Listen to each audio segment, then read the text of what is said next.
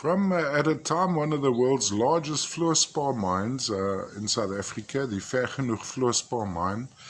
A pretty dark piece, but quite when held in hand, it's almost a synthetic blue running through it. So you have this matrix of a goethite, which is oxidized hematite, and running through that you have these veins of azurite.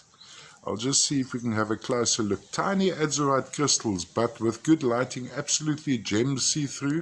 So baby versions of what one may find in Morocco or even in Tsumeb, the Easter pocket at the time.